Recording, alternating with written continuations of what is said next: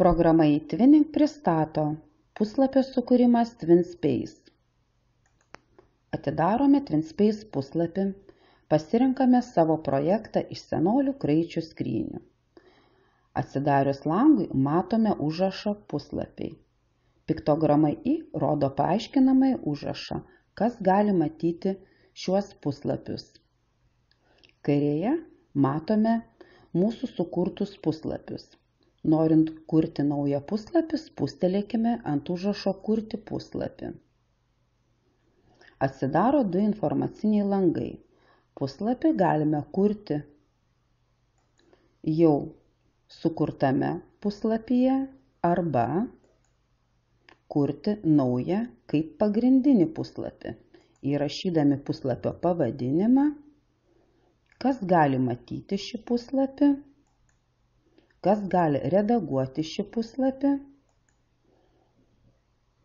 Piktograma I rodo paaiškinamąjį užrašą, kad su redagavimo įrankiu juosta užvedę pelės klavišą mes galime daryti įrašus, kurti stilių, šrifto formatą, šrifto dydį, spalvas, įterpti lentelę,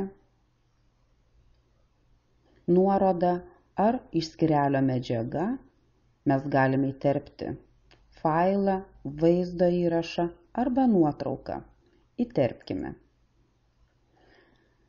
Ir galime įrašyti arba, jei nepatinka, atšaukti. Taip pat galime puslapį redaguoti.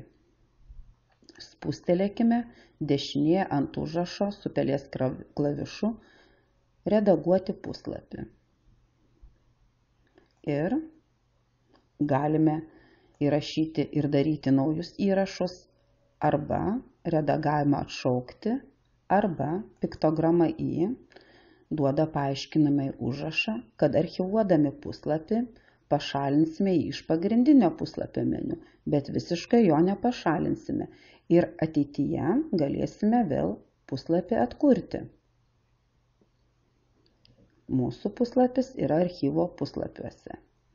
Norint atšaukti puslapį iš archyvo, vėlgi spustelėkime ant užrašo redaguoti puslapį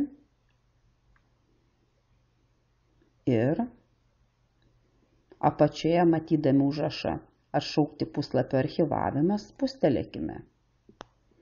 Mūsų puslapis vėlgi atsiranda pagrindinių puslapių sąraše. Gero darbo!